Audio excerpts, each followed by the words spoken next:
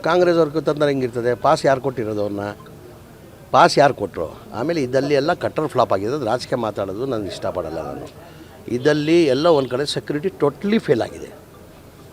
Parliament ಒಳಗಡೆ ನುಗ್ಗಿ ಮೇಲೆಯಿಂದ jump ಹೊಡಿತಾನಂದರೆ ಆ ಸೆಕ್ಯೂರಿಟಿ ವ್ಯವಸ್ಥೆ ಹೆಂಗಿರ್ಬೋದು ನೋಡಿ.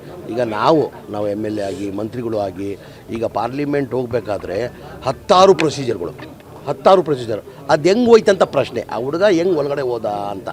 ಈಗ ನಾವುಗಳೇ ಈಗ ಮುಖ್ಯಮಂತ್ರಿಗಳು ಪ್ರಧಾನಮಂತ್ರಿಗೆ ಭೇಟಿ ಮಾಡೋಕ್ಕೆ ಹೋಗ್ತಾರೆ. ಭೇಟಿ ಮಾಡೋಕ್ಕೆ ಹೋದರೆ ಪ್ರೊಸೀಜರ್ಗಳು ಅಷ್ಟಿಷ್ಟಿಲ್ಲ. ಈಗ ನಾನು ಮಂತ್ರಿ ಆಗಿದ್ದೀನಿ, ಈಗ ನಾನು ಎಮ್ ಎಲ್ ಎ ಆಗಿದ್ದೀನಿ, 5 ಬಾರಿ ಎಮ್ ಎಲ್ ಎ ಆಗಿದ್ದೀನಿ.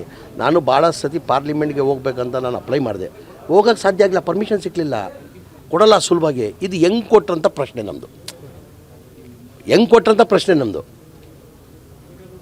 ಈಗ ಒಬ್ಬ ರಾಜ್ಯದ್ದು ಒಂದು ಮಂತ್ರಿ ಅಲ್ಲಿ ಪಾರ್ಲಿಮೆಂಟ್ ಹೋಗ್ಬೇಕಾದ್ರೆ 100 ಪ್ರೊಸೀಜರ್ಗಳದು.